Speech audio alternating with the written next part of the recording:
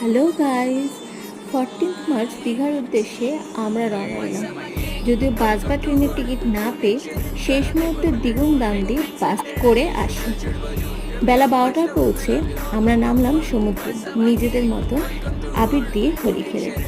এরপর বিকেলে টোটো নিয়ে আমরা পৌঁছে গেলাম ওল্ড দীঘা থেকে নিউ দীঘায় ঢেউ সাগরের উদ্দেশ্যে। আমরা 5 জন।